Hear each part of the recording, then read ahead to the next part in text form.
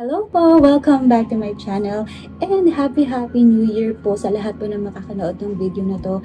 Sana po maganda po yung pasok ng 2024 nyo. So again, happy New Year po sa inyong lahat. So yun na nga, ang tagal na ng last upload ko ng video. Siguro mga September ata yun. So yun, ang tagal na rin talaga ng last upload ko. Una sa lahat, gusto ko po magpasalamat sa lahat po ng subscribe sa channel ko. Nagsimula ako sa ilan lang na subscribers, 5. Tapos yung 5 na yun, mga dami account ko pa or basta wala pa talaga nagsusubscribe.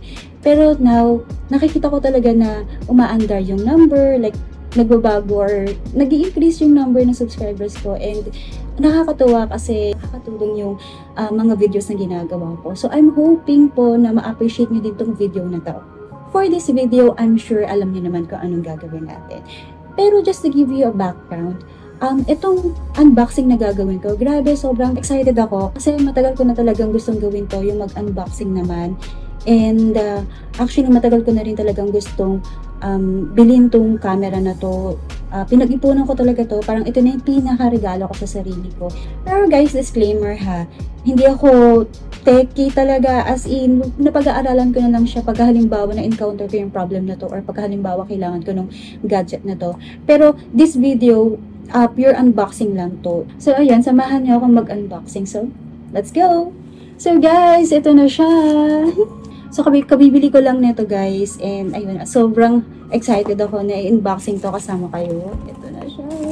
Ayan, this is it. Ayun, nakabukas na yung seal niya. Kasi, syempre, no-open na to din mismo sa store. Pero, syempre, ipapakita ko sa inyo yung laman nito. Ayan. Ito rin yung resibo.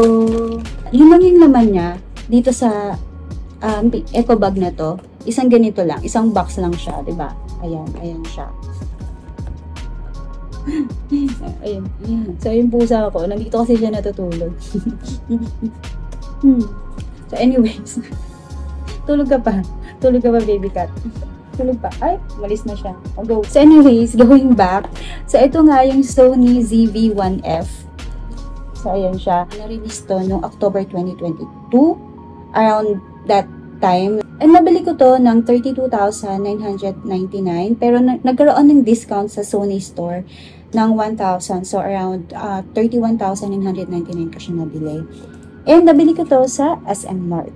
So ayan, sa Sony mismo, sa may SM North, sa may 4th floor. So nandun lang yon kasi nag-iisa lang naman ng Sony sa SM North. So tara, buksan na natin. Sobrang excited talaga ako. Doon nakita ko na to sa store mismo kasi dinemo siya sa akin. Pero until now, sobrang excited pa rin ako. Kasi yun nga, sabi ko nga, ito yung matagal ko na talagang pinag-iisipang bilhin para sa sarili ko. Kasi gusto ko rin talaga magtuloy-tuloy yung pag-vlog ko. Nabanggit ko rin sa mga previous videos ko na yung ginagamit kong pang shoot ng film is yung phone ko, yung iPhone 14 Pro ko. So gusto ko rin talaga magkaroon ng separate na camera para talagang mas maganda yung quality. Though hindi ko naman sinasabi na pangit yung quality ng iPhone, pero iba pa rin talaga pag yung ginagamit mo is yung camera talaga, lalo na pag Sony, kasi kilala naman talaga na maganda yung quality ng Sony. So, yun na, excited na ako. Unbox na natin to. So, ayan siya. Again, nakabukas na yung seal niya. Binukas na to mismo sa store ha. Buksan na natin.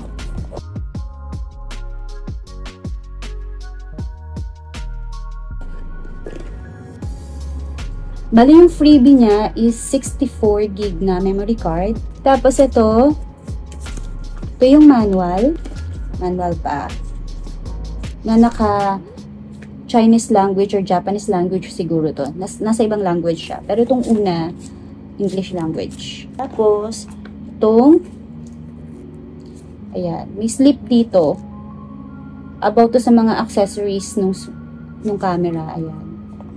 This one, reference guide, and this one is the customer registration form. So, I think para sa warranty to. By the way guys, itong camera is merong 3-year warranty. Proceed na tayo sa pinaka-exciting na part ng pag-unboxing. Grabe, sobrang excited ko. Tanin! Ayan siya. Alam niyo guys kung bakit ko nagustuhan tong camera na to?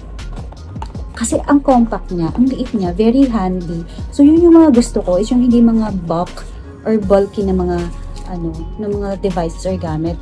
Kasi hindi kasi ako malaki magdala ng bag. So ito, maliit lang siya. So madadala ko siya kahit saan. So pero bago ito muna syempre.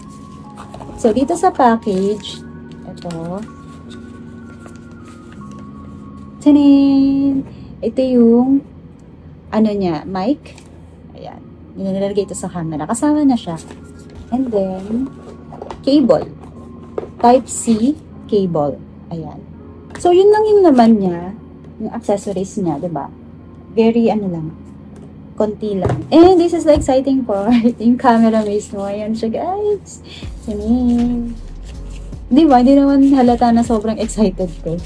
Ayan. Tanin! Ito na siya, guys. Wala pa kasi akong screen dito. Hindi pa ako nakakabili ng screen protector niya. So, pagka nakapunta ulit ako sa mall or makapag-check out ako sa mga online stores. So, bibilan ko siya. Diba? Ang cute-cute niya. Ang liit niya. Ayan. Saan natin yung camera? This one. Ayan siya. Ayan. Nakafocus ba, guys? Yan. Ayan, guys. Nakapag-unboxing na tayo. And hindi muna ako magre-review about this camera kasi pag-aaralan ko pa yung mga settings nito. Pero one thing I've learned yung nandun ako sa store ng Sony is that itong camera na to is, yun nga, Type-C nga siya. And pwede mo siyang charge directly sa power bank mo. So ito siya, kunin ko yung power bank. So ayun, may power bank ako dito, tapos ito yung Type-C. Pwede ko siyang i-charge directly dito. Gagawa ako ng separate na video about sa review ko mismo sa camera na to. So, in case lang na may nagbabalak bumili nito is para syempre makatulong na rin ako sa pagde-decide nyo kung ipupush ba yung pagbili nito. So, yun lang muna for this video. Very quick lang, diba? Kasi unboxing lang talaga yung ginawa ko. Pero sa mga susunod kong videos, guys, abangan nyo kasi madami akong i-share sa inyo. So, ayun lang po muna, guys. Thank you so much sa pagsama sa akin sa pag-unboxing ko ng bago kong camera. And see you on my next video. Bye!